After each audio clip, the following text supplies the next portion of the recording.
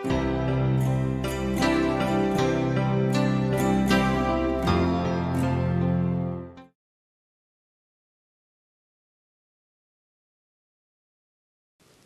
u lẽ nào du tắc tê ning lovin u nào pa Reverend Dr. Rohmingliana nena kan thu soi dun nakal zel ei ka chhan zawh ma hian aron ti thleng le zung maya chu kan soi to nu te ron soi por le in chhan ngai om le nil niala kan zo mai to don mo ka ti lai in chu ka han chang le don ania tunan khia thiam lo tlem ania mi zo na te po kan chang hal dona tuna amasain ami zo na te le thu soi te lo ngai thala chu karon chang le ngal don ani Pastor zawh pil Biakchhawna hian taksa le nun na tho chu thil hrang ani zia soya kan thi in a in then azuk thok lu khan a in bel bom thi ve le in then atia alo in then khan khoi zok nge sol nun na tho ina chua sana a taksa khange sol ni ta zo ka a chua san tu ka ti hi a chan thei poi mo khopang hatiang khan mi hring tharau chung chang kan in nial na mi an lo thi hian an nun na tho le an taksa kha an in thena kha che kha mi thi kan ti chulo ni ta pathian in le vai vutin mi hring a siama nun na tho azu tholu chia vai vu le nun na tho lo in bel bom chia khan minung mi hring living soul alo mani kan tiani kha chu tu na kha vai vu le nun na tho ain then le chia khan minung om to lo mi thi alo ni ta khata khan vai vu le nun na tho lo in then khan a khoi zok khange soul tin min zo ta nei chu mangan thla khop mai soul om zia la khethiam thei lo tlan maya a engama ma kha soul ani to lo ve nun na tho ni sama emorwa emokan ti kha ama ringo tin soul ani lawa vai vu druangam kan ti kha nun na tho tel lovin soul ani box si lawa kha nun na tharau tho ruwa kan ti le vai vu druangam a in bel bom lai chia khan soul tia ko ani ta ni ti kha kan riat a thau me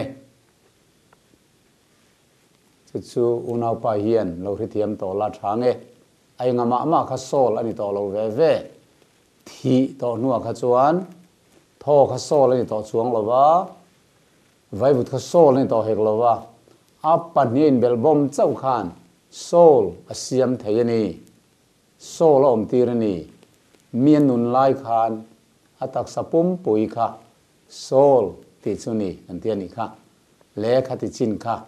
afia to king ka hria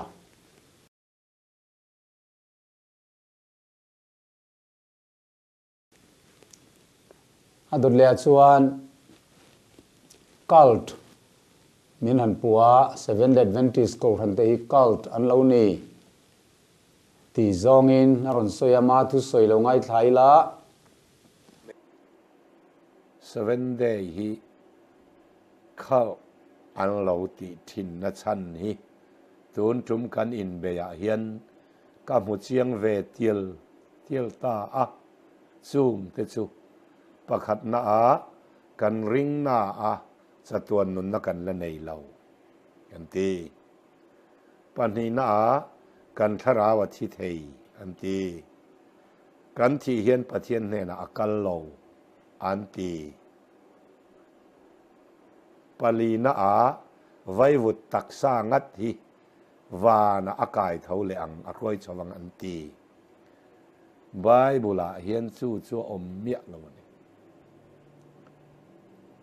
chu wangin kan mi thiam te chuan bei duan om lo bei tla ka pon ngai lo wa cái mi à hi bát thiên min về ti ra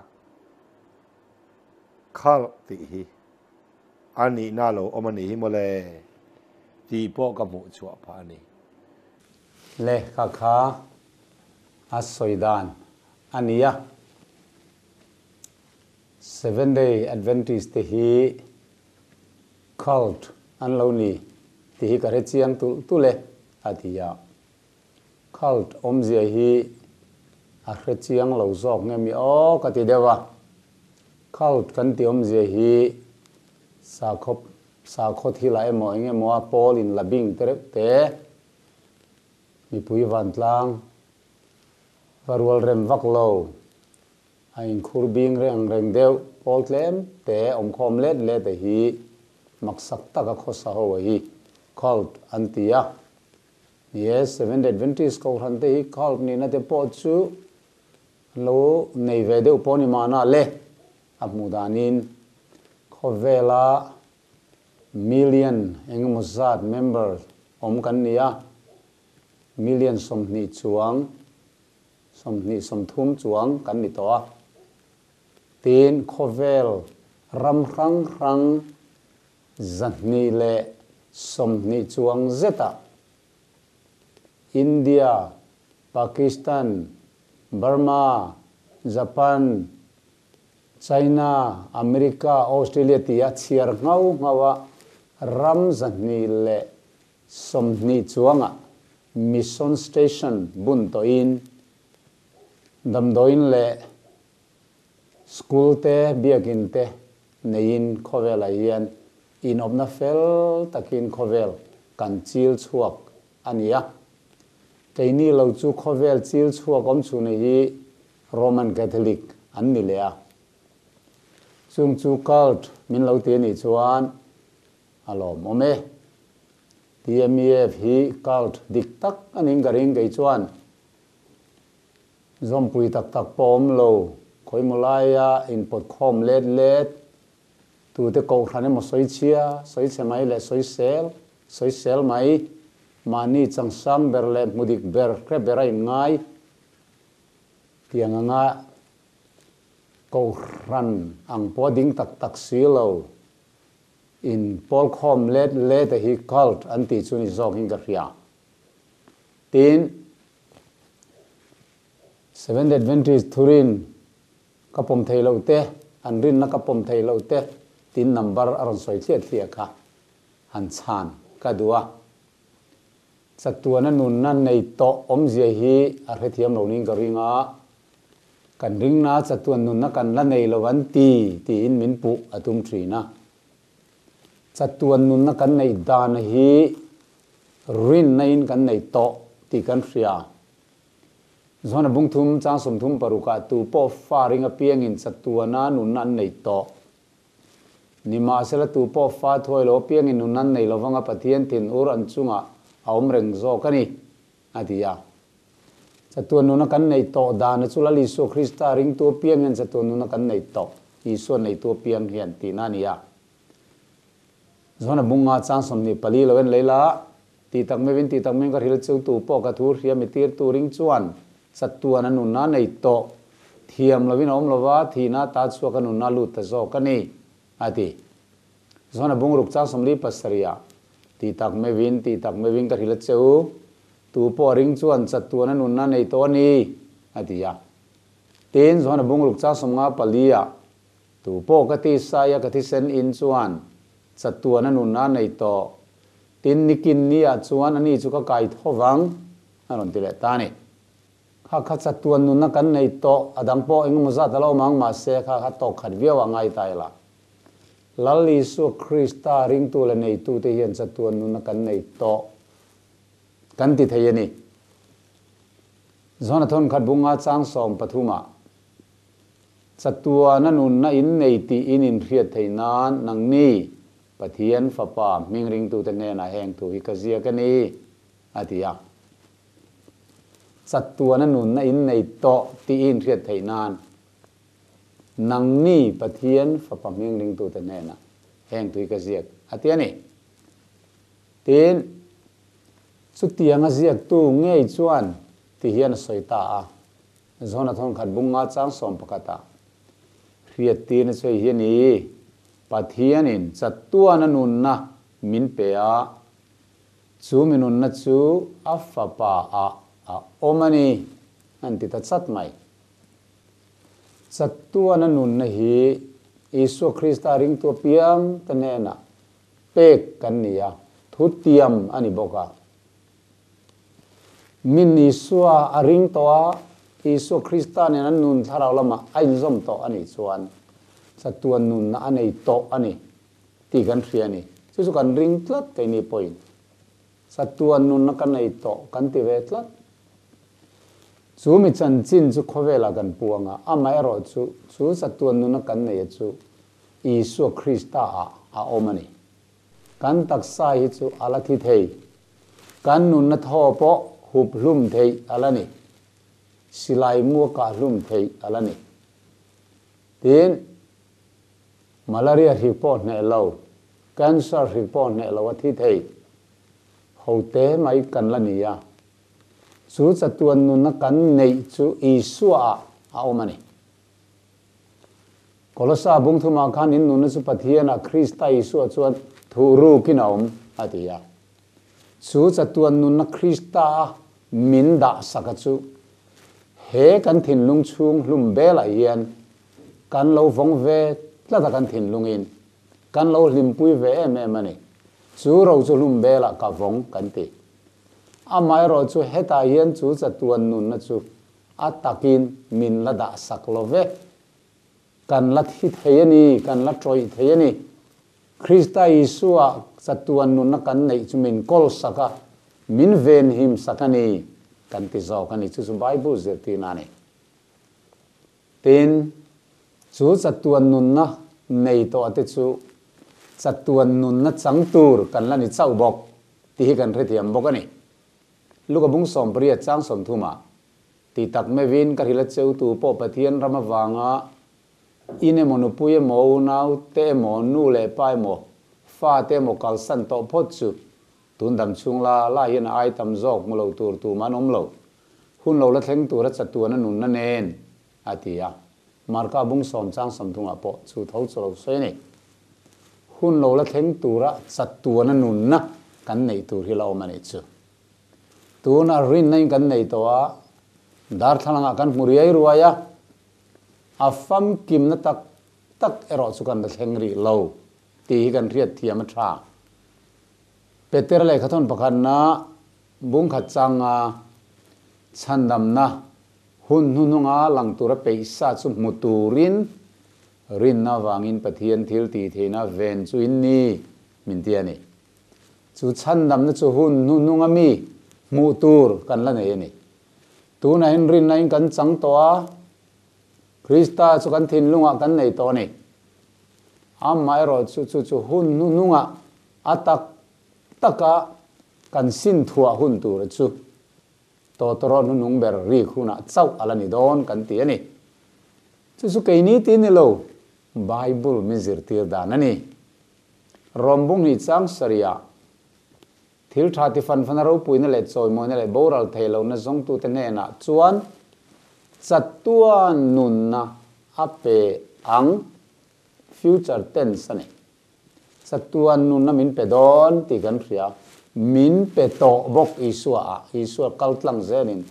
Krista a peking kanom ma se chu kan chatuan nun na chu pathiana Krista Isua thuruk alani tlat pathianin chatuan nun na min pe chu min nun na chu fapa a om alati dai ani chu kan ria thiam tha galatia bungruk chang ria loen le tai la mani ti salama the tu chuan ti sa mi chian na senganga tharau lama the tu ro chuan tharau mi chatuan nun na aseng donani to mek kan soilain a to le a mek kan chan kan soilai hian a don poi kan soi telangai a tur poi kan la soi telangai kan ti zo kani unau pa Rohmingliana po hian ama in khia dana chuan chatuan nun na kan nei to atinga in karinga ama ero chu tuna khian tuna an nun na khi chu keimani nun na ang thawlani midang zong zong nun na ngalani a chungril isu karing ati bak kichu engma taksa khian troi theilo taksa van taksa ala kol bik lo a in ngai danin ama chunga hian pathian omruala piang to tharau nung om ve na ring ani ringota chu chu a ring ani mai thil om lo kha ring ani mai a om chuang lo kha tiang kha chu pathian omruala om thi theilo rau ri ri kha pathian in chandam atum lowa chu tiang chu lo om ni se chandam atul hek lo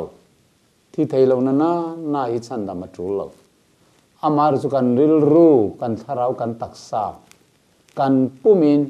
chandam ngai kan ni eden huana evil adam kha an nun na tho tharau mai an hot chuak lawa an ril ru mai khan hot chuak bok lawa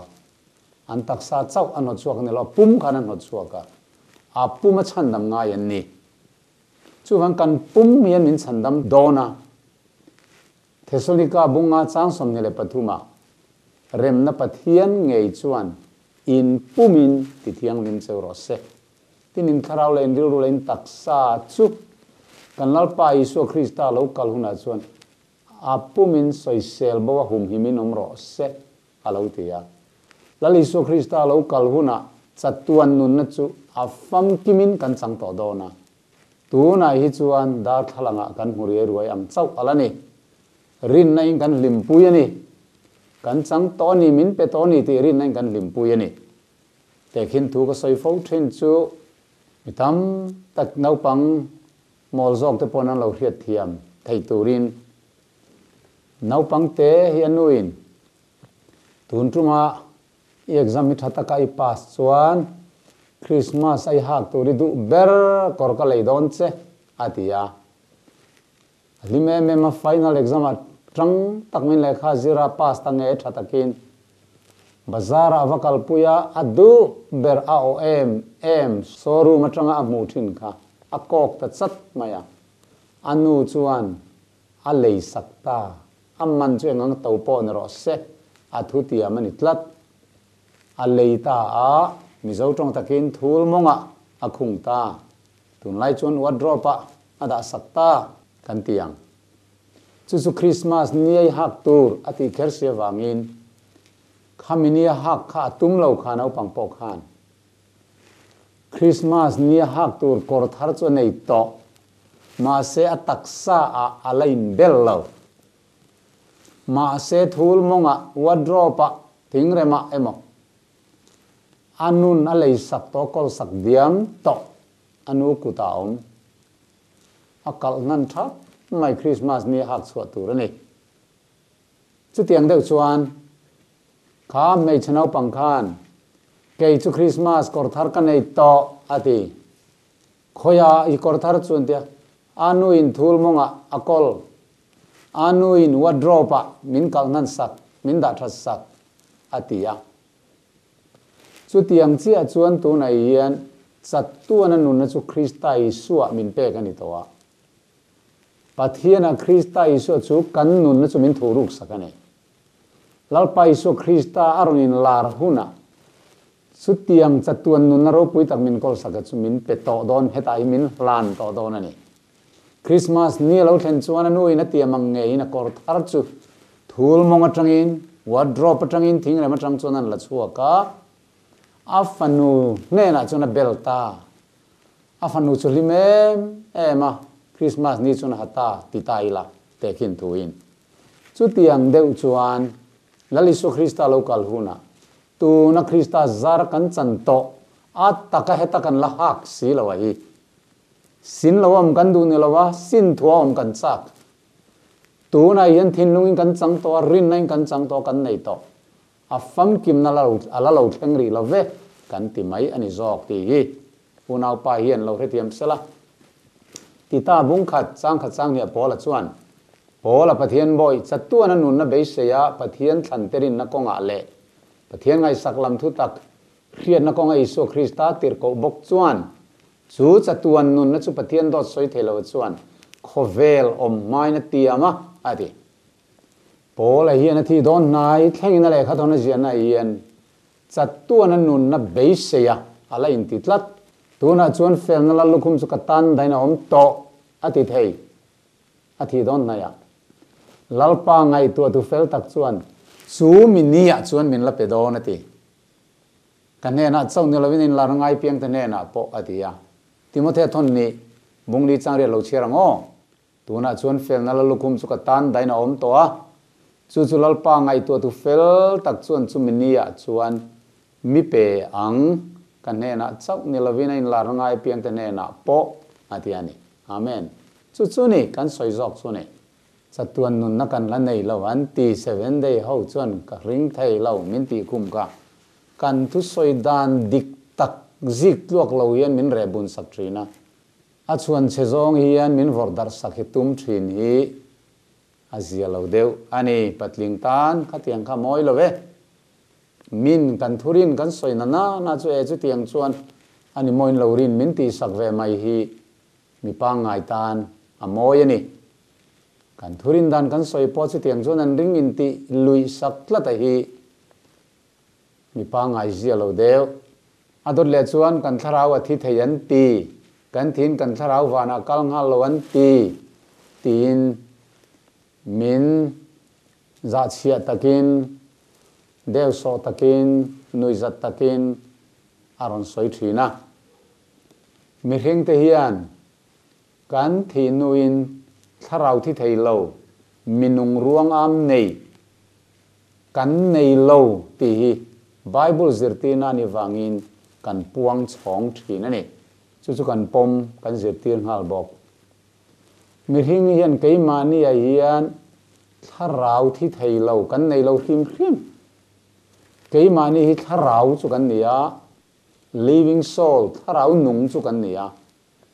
keimani mi hring a po hi thi thei kan ni kan ti ani chu mi thi thei kan nia wang tak chuan thi thei lo na chu kan zong ta a chu thi thei lo na chu isu krista a oma ama pathian chau chuan thi thei lo na ne ya tin timothe bungruk chang som panga tang khan kan mu a chu thi thei lo na chatuan nu na chu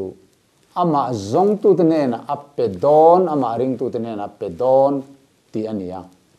sumini wang chu ni so krista chu kan ring ta rin nain a thu tiam chu kan lo dong ta chatuan nu na kan nei to ni tin lim takin kan lo au ve ta a manin chunglum po lua theilovin chu kan chan to isu krista zara chatuan nu na kan nei to thu chu in dai lo tak chungin kan lo puang chuak ve ni zok a thai bung som chang som ni pariata tin taksa tilum tharau tilum thei lo tu te chu lau su la gehena tharau le taksa ti boral thei tu ero chu lau zo kang chu atia kha gehena yen kan nun na tharau thole kan taksa apumin tharau le taksa ati boral thei vek sol he pumin ati boral thei ati ani ador le chuan kan taksa vai vuta siam hi akai thole angan ti tin min nui zata kan ti ani lo bible in alo zia ka lalisu krista le tirko pola tengei point an lo soi ani zok korinthon khanabung som panga chang som thum paruk nangmia nangma ngei ni tu thin po hi athi zet lo chuan ti nu ni nom hlei nem tin i tu thin hi a taksa la om tur chu i tu lova a fang mai i tu zok thin bu fang emo chidang fang emo ni theye ni ma sela pathian ni ma duang zelin taksa petrin a fang tin nena mani taksa theu chu adia pawh hian kan taksa kai tho ani dan tu alo te khin ani chitu nen vai mim chi ni mo bu chi ni mo kan han tu hian ha kan chitu kha thi set lo chuan atriak ngai lo ani le kan han tua alo puama niruk ni sarivel nuwa alo thi alo ke ta chu ta tang che chuan chu chi atang chuan nung thar alo chuak ta ni chu tiang bok chuan atita a Korin thon khat bung som panga chang som li pani lo chirango mi thi thole na po hi chu tiang bokani troi theya tuin oma troi thei lawa kai thoina om choi moi lawa tuin oma ro pui taka kai thoina om chak lawa tuin oma thil ti theina neya kai thoina om atiani he kan taksa hi thana phum hi chitu angin ante khin ta ni chu kan thi ni yang kan ro pui lo khop mai troi thei thi thei kha kan ni tamai sia nula mel thai ngang po ni rawhse a thi to nu chuan ni thum zan thum kol pei po kan om to lo an rima chia mangai te ber rim po ni se tu mang kan tuar thei to lo chuai chuan le ya than chunga phum mai turan lo ni ta kha thana kan in phum kha chi tu ne na te khin ani a mai ro chu choi moi lo vin thana in phum in William mai la troi thein in William mai la lali so Christian kan taksa hi athisenin alei towa kan pumin min tlan towa kan rilru kan tharau kan taksa chu wang chuan vai vuda troi ral to te pokha iso Christa local nia thana om zong zongin a o an rianga thil tha te tu te chu nun na changin a kai thole dona chatuan nun na changin kai tho ani chuan a thi to kai tho kha ni thi lo kai tho lam a soi ngai lo ti chuan he troi thei hi troi thei lovina kai tho do na he thi thei hian thi thei lo na sin tur ani ti sumam je chu he troi thei thi thei kan tak sang ngei voina la li so rong bol tu a thisna lei to hi sual wangin kan troi ra le phot don heti chung hian vanram kan lut thei lo he mi ti sa le thi sen nei chung hian vanram kan kal thei lo hei chuan chatuana dai ve lo kum somsari somriat or adai mi sel tha kum za te po la dai ve ome ti chawani chatuan ram alua phak lo ane chu wang chun he troi thei lo siam thar angaya he thi thei lo siam thar angaya chu chu to toro nunung ber ri khuna re lo te amit khap kar lawa iso Christa lo kal nin ti danglam kan ni don transform ati ti danglam ani chu tak chu Philippi bung thum chang som ni pakata ani chuan a thoining kimpo ma thu thuinom tir thei chu mi tho jiang zelin kan tlom lai taksa hi kan tlom lai taksai ma taksaro puyang om turin a siam thaleang hei hiani tir ko pola soi chu siam that le tur kan ni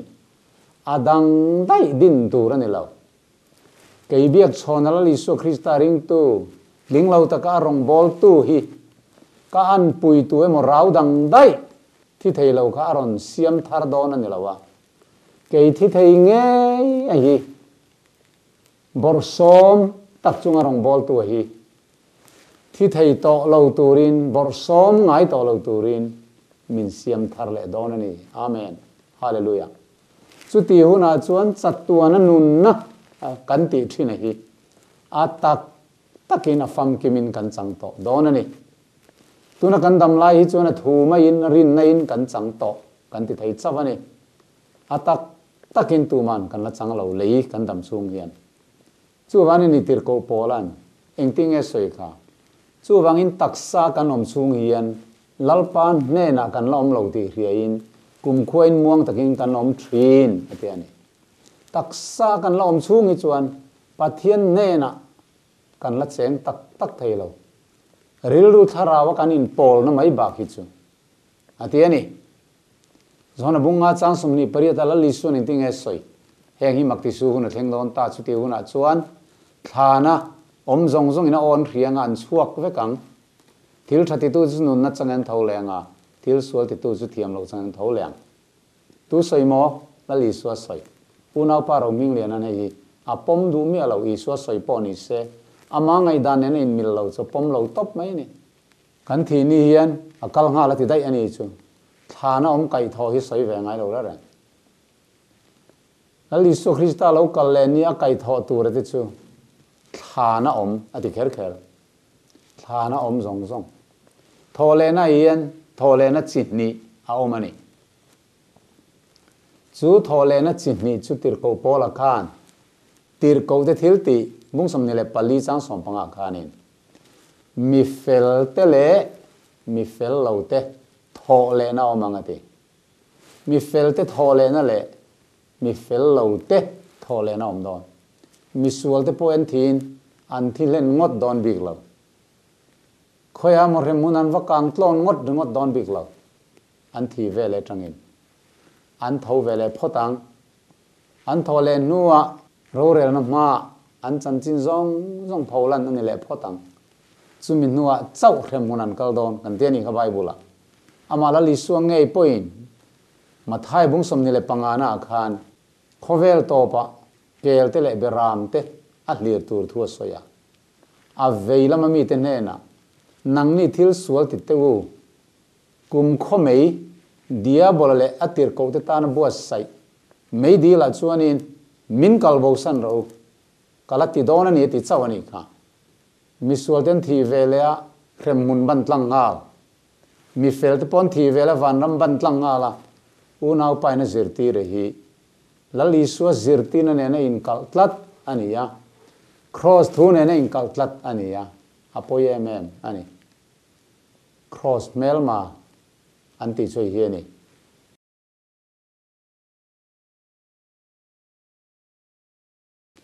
ama thu soi an ngai thale photila Sarau thi thei lo soi chu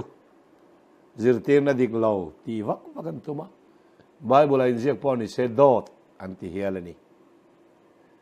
Samuela pakhat na bung som ni pariat chang thuma tanga chang som ni pastor pl Biakchhawna chuan dawt thu Bible na soi ati ani kha tuna khan amak le ni tiang khan choblet silin lang renga thudik zik tu lo tak mai hian min han pu ta thina pastor pl Biakchhawna chuan Bible in dawt thu soi ti min pu ta ni khatro Bible in dawt thu soi kan ti lo Samuela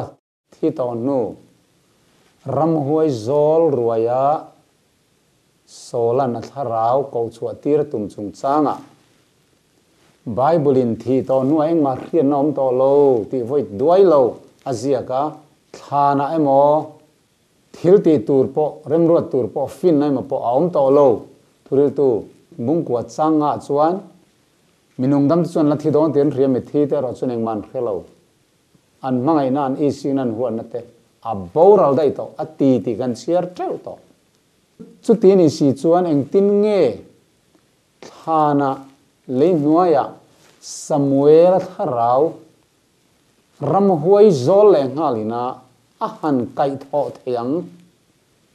kha ram huai do thu bum na ni e kan ti ani Bible hi do thu ni e kan ti lo Bible ai hian thil sual te po ai ziak dot te po ai ziak reng ani Bible hi a do kan ti ngai lo amai ro chu dot thu min an soite thil thalo an ti chan chin te po Bible na chuanga elai ram huai ayan thiam zol kan ti ram huai zol nu hian Samuel tharau ni om tak lal sol kha ko chua sak nian ngai hi Samuel ni om takin non tong thin ma sela bum na mai ni e dot vekani ram huai te hian an du in pathian mi te an ko chuak thailo pathian mi te thi to thian an thi nuwa tharau thi thailo po lo nei ni te reng sela chung chu ram huai te kuta pathian kaltlang lovin an om ngai lawang ti hi kan soi ni zo kani hunau pa hian he Samuela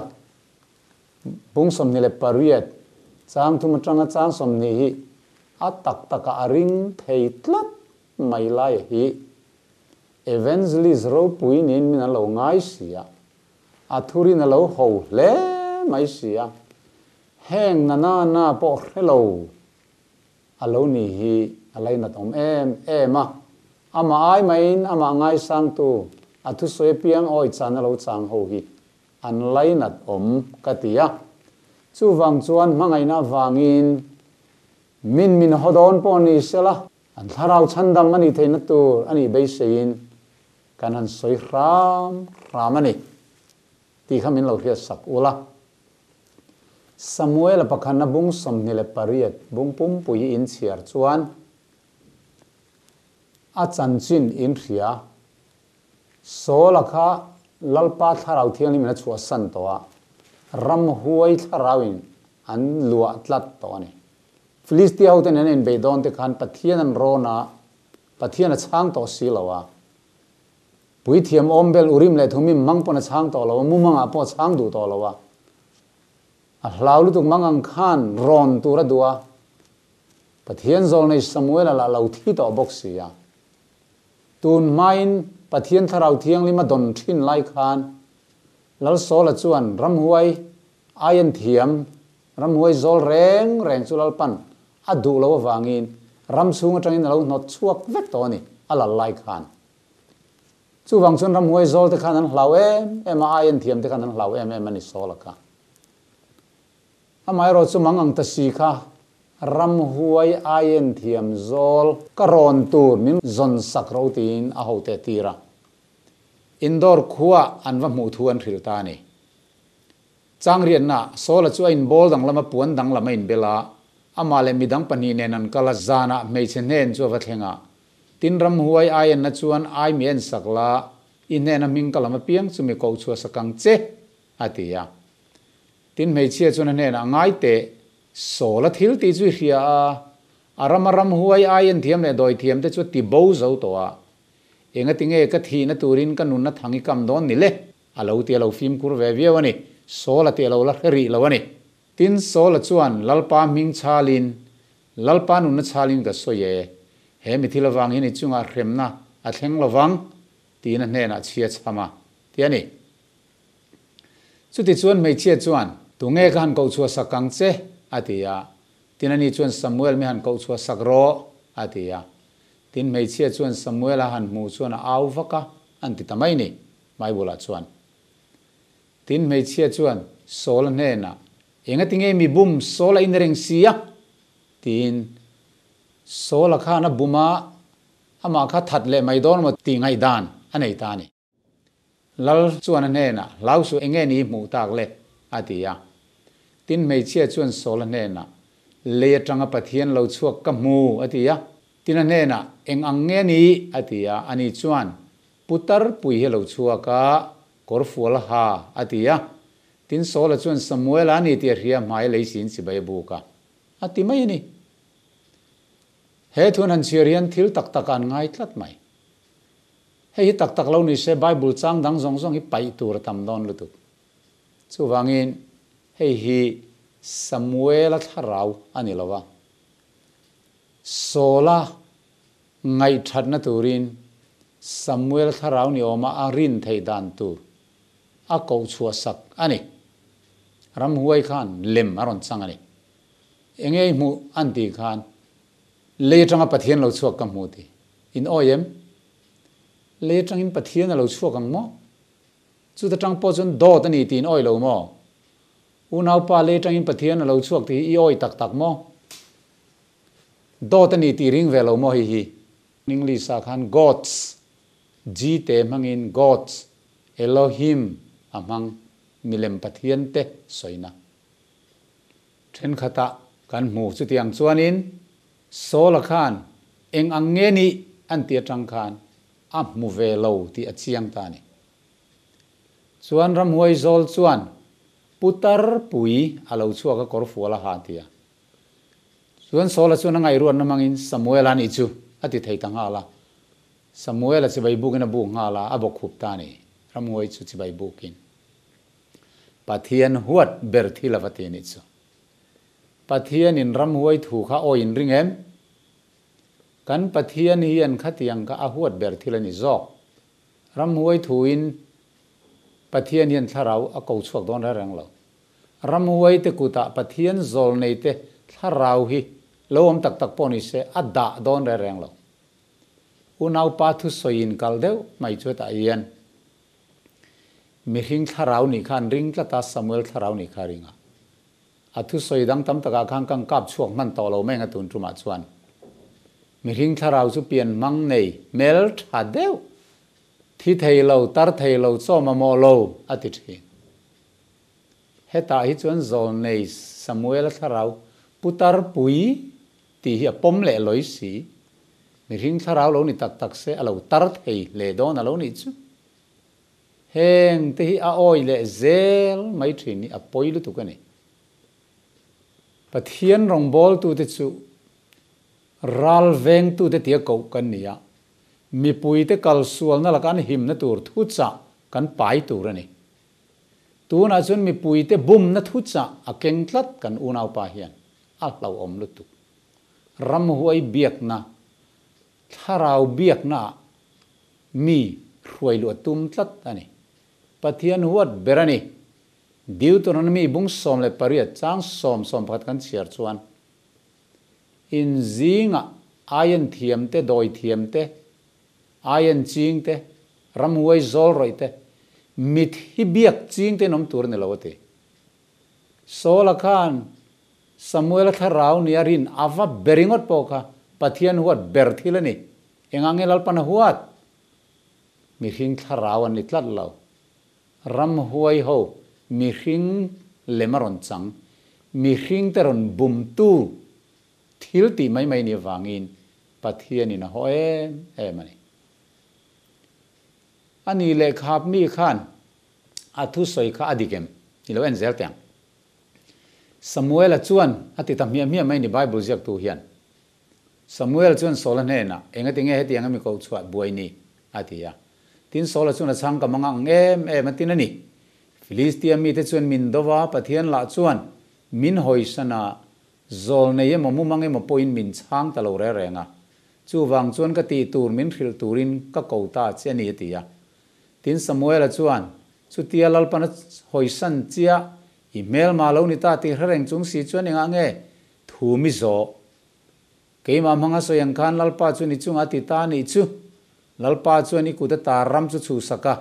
i thenom davida ngei chu petani lalpa thui oi lo wang le malek ho chunga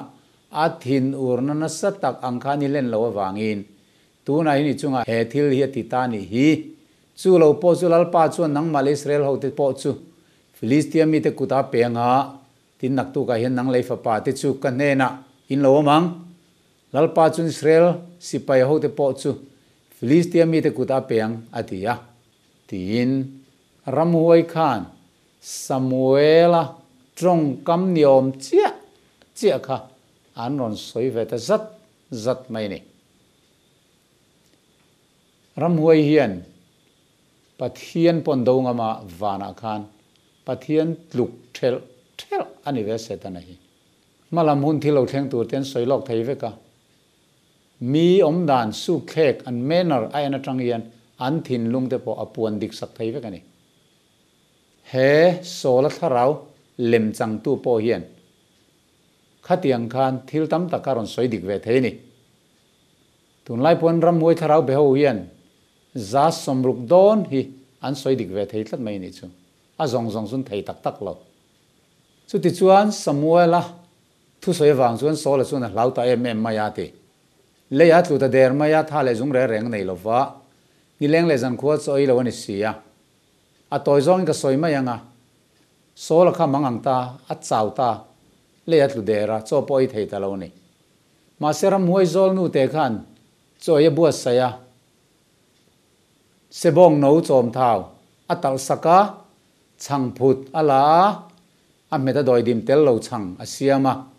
ti chuan sola kha eitira alo har le ta ni kha chu min hu a chuan nge lo thleng ram huai khil lo na kha dikem atuk chia khan an thingal ta em ti kha in lo en tiang hei hi chu a Bible kher han siar sak ka duwa ti chuan sola lo har khanin a zan khan a kal le ta khania ti chuan Philistia mi ho te khan pung khoma pathian mi te beitur khan Israel te beitur khan Juda ho beitur khan kha bung som ni le pakua aron ziak ta ne bung som thum kanen chuan tin heti hinia ni thum nia Davida le ami ten ziklak an thlen chuan amalek hovin chimlam le ziklak khuwa chu an lo run to renga atiani ziklak khuwa khan lo run to a chuan davida thinur khan awa le ta anupui fanau te po awa chan chu le ta ti kan hmuwa kha ani thumnia ani tadai ani ti chuan kan keu zel chuan bung somthum pakhata khan sola athi thu kan mutani hilowen ango chuti chuan Philistia mi te chuan Israel ho te chuan beya tin Israel mi te chu Philistia mi te laka chuan an tlan chia Gilbo tlanga chuan thain anom ta zul maya tin Philistia mi te chuan sola le fapa te chuan zui tangat ngata tin Philistia mi te chuan sola fapa te Jonathan le abina daba le malkisua chuan thata tin sola chuan beina sata maya thalkap mi te chuan an phata a thalkap mi te wang chuan mangang ta maya chu ti chuan sola chuan aral thuam keng tu nena chuan I khan dai poila mi han chun tlang ro chu ti lo chuan sertan lo ho te hi an lo kalang mi ron chun tlang anga miwan khum da nge atia nima sela ral thuam keng tu chuan du lova alawe sia chu wangin sola chuan khan dai ala bo ta a aral thuam keng tu chun sola thi ti riat chuan ani po chuan a khan dai chu a bo ve a an thi dun ta a atiani he sola le afa te an thi hi ani thum ni a dai zunia male bible soi dan chuan ram huai zol khan naktu ka kan he nain local veng kom nain local veng tin Samuela tharau ni om tak kha a han soi tir kha ania amai ro chu sola thi thu hi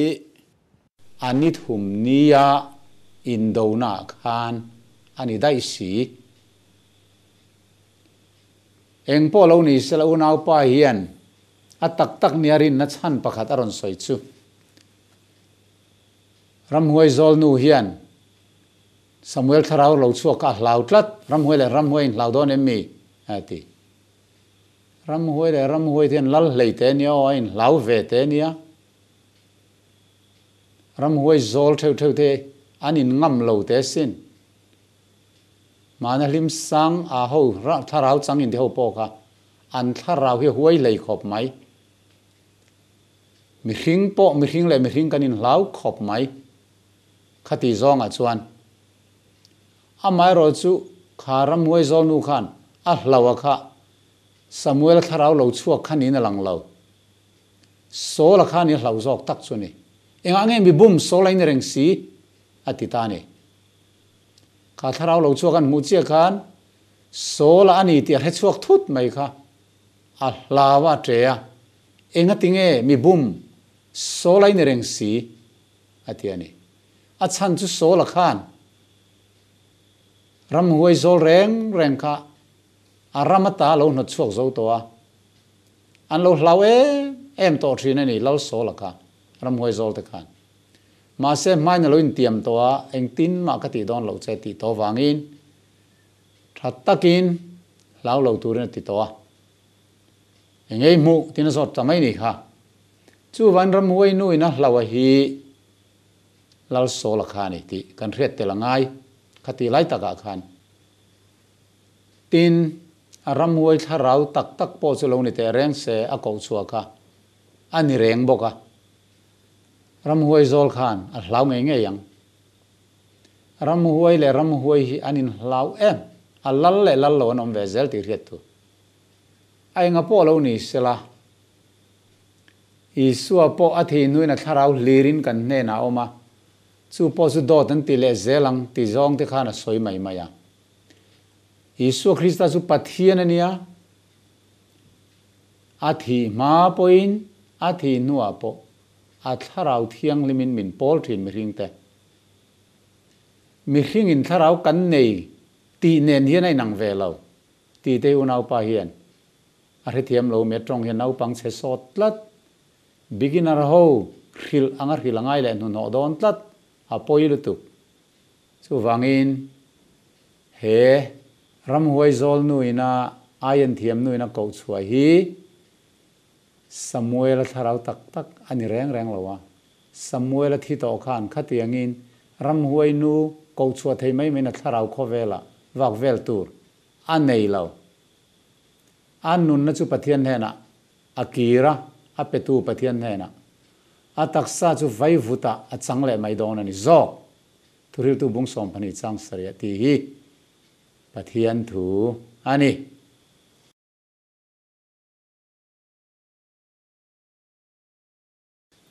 adang kan lo en le lok nga ama tong han ngai thle lok tengo atan phung ho te Hebrai bung som pakhat chang som thum panga a an mei chia ten mit thi an mit thi te theuh le an hmuwa o nau du tak te u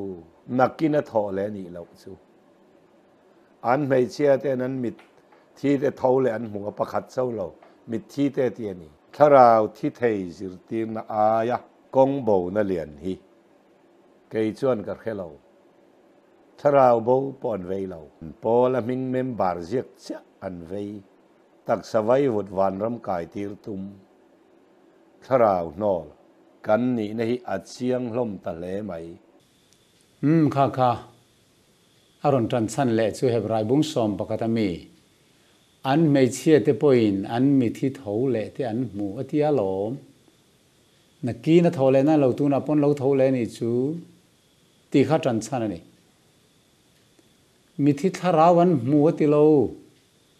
mi thi theuh le anian hmu chu ni renga lalisu krista athi ni khan chhan aloin honga thutlung luina mi chuan tina pathian mi bik te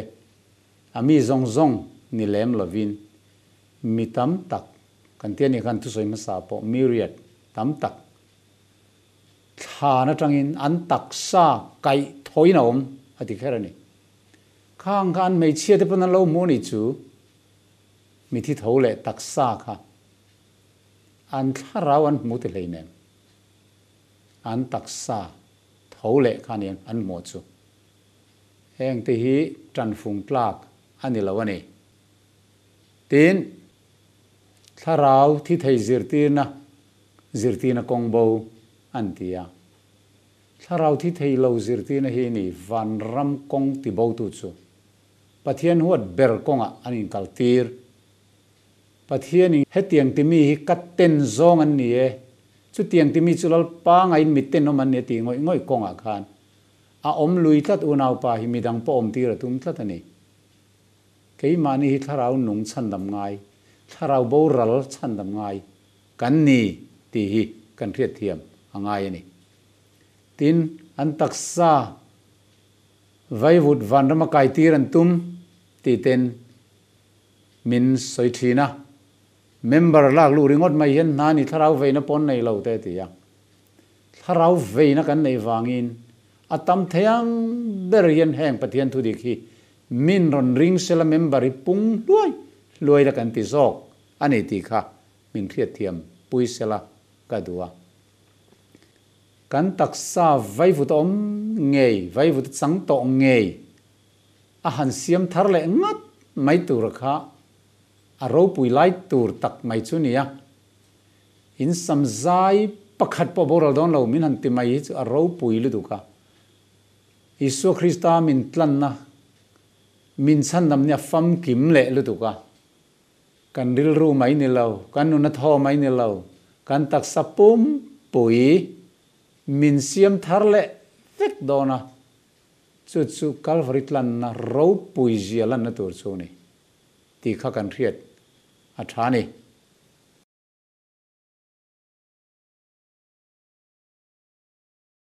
le adang le chuan luka bung samru pakhat chang khata chang thum thu a soidan longai thale lok ila kan tharau salatanga atia ma se ke ni hi tan in min tingai lo mit thi khuwa po kan ni lo a tharau zukkal na chu mit thi khuwa ni ya taksa om na chu ke ni kan ni ya mit thi khuwa a ati kherani chu wangin isai bung somru pakhat chang khat chang thum le ลูกบุงลีจังสองปริยตาหันเฮรเจียไม่ค่ะอัตุลโลทิลดิกโลสอยนานียะอัตุลโลวันนี้เกนี้ตักษาหิมิทิขวาหนึ่งไงละวะตานอินปอกันนี่ละวันนี้เล่ค่ะอารมณ์จังเล่ทรีนมีหิงเตหิตานอินกันนี่ที่ทุกันสวยละวะอาไม่รอจูตานอินทาราวมเตเนน่าทุดจุกลางเอาปุยที่อันเราเล่ลินะคะอิสายบุงสมรุปประคัดทูเนนเฮียนอินมิลดานักกันช่วยชวกตานี่ตูเตงเอตานอินะทาราวมเตจูอาดามัทหะเตซงขเวลมีหิงซงฮีทาราวลำสัลตังอ่างเตขินกันนี่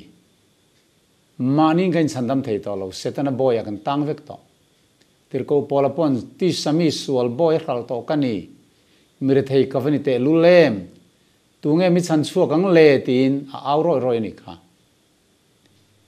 จู่ตักไม่จู่อิสายบุงสมรูปขัดอาคารทุนหน่วยรอลเตเนน่าจันจินริลตุรินลัลปันเรียกมินเทียลัลปัดฮาราวจู่กับจุงอมอันนี้จนสัลเตเนน่าชัวน่ะทูสวยตูร์เตมิตังเตเนน่าตานอินหอนน่ะทูสวยตูร์เตลัลปาลุงออยกุมทูสวยตูร์มิตีระนี่ตีทัวค่ะลูกบุงลีจังสมเปรียทูเนนคานอารอนินรีฟาร์ตานั่นลิสวงเงินขาถูกค่ะนาซาเรตเบียกินอารอนสวยแต่จัดบกะแล้วลิสวคริสต์ฮิสัลตังชัวนะจูบิลีดาร์อันเราติดหิน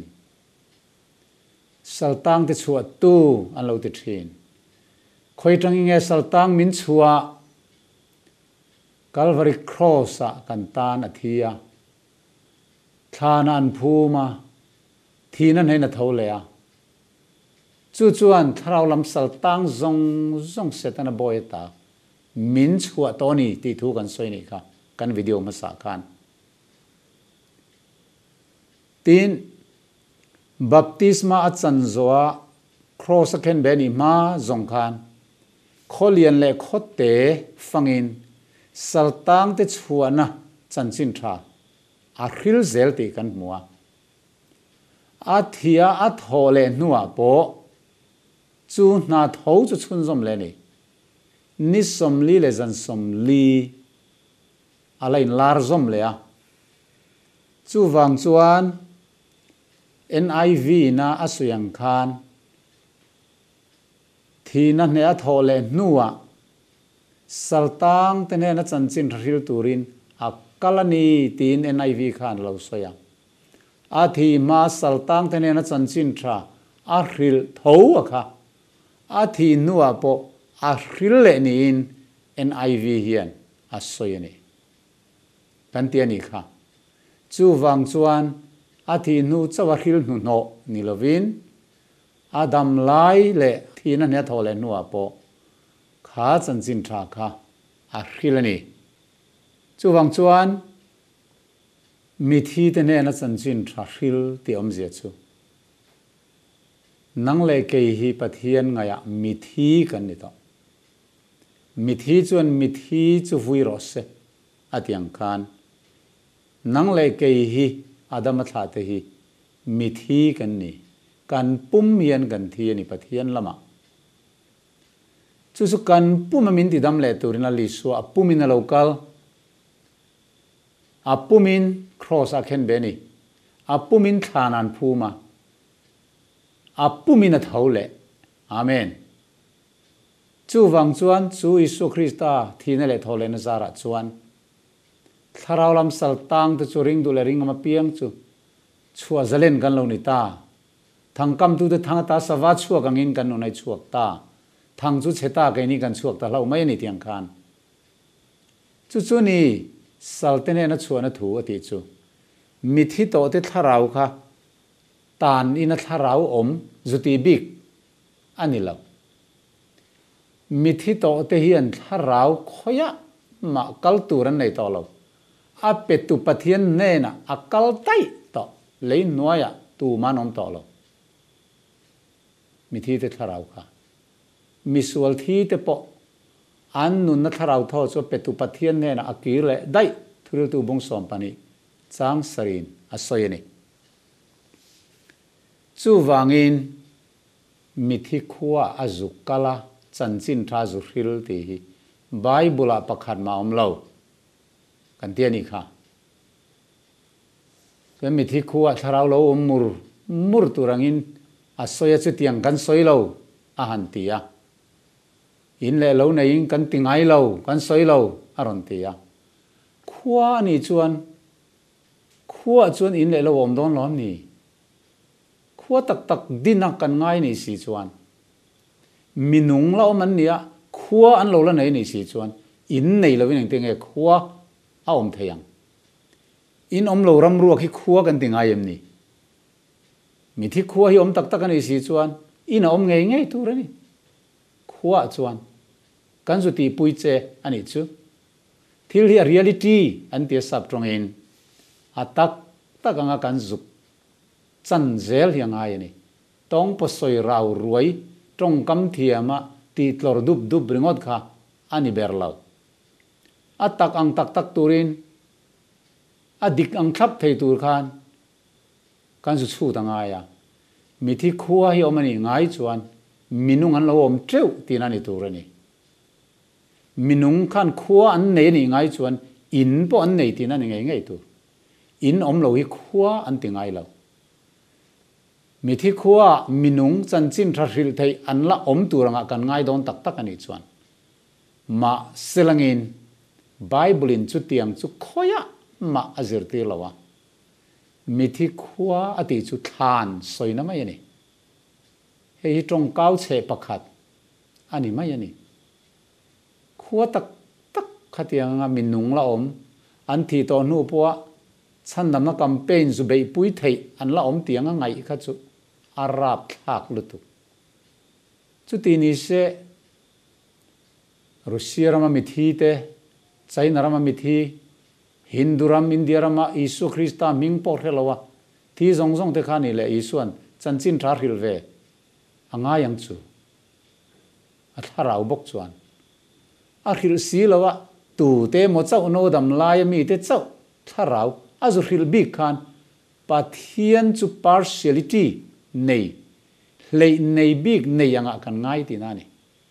tu te mo su du sak big an thi to nu po an tharau zoom zui trok midang te ro chu enganga sual po ni se thima se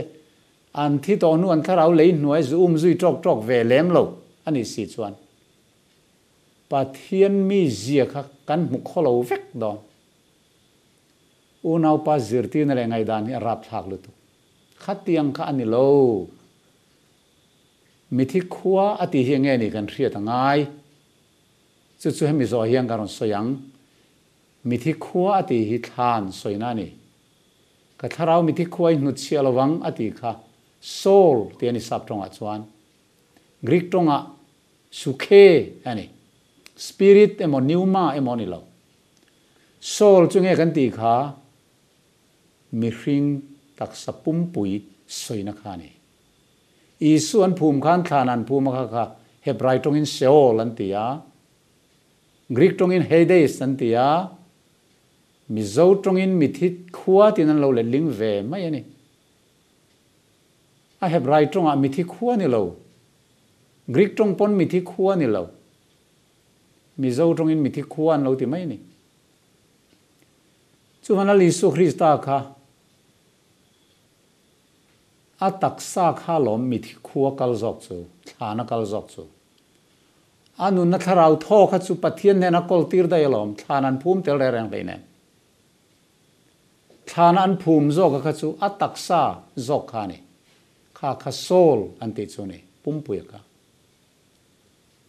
chu van unau pa chanda na hi akong abolu tu ka apoye mem mi ring in tharau thi thei lo kan nei kan thi ve le van kal ngal an ti hian thole na soi bo mak thana om te thole na an reng lo kha chu thana om lo kal tlang ngal te thole na nyang ani soidan hi chu lo dik ni selang chuan hei Bible na zirti lovani ti hi kan thria ta thaw me khá thì xin khá tụ nó tăng gần đủ to cả ngã chhan mi thi khua khá cả nó xoay phía lệ đồ này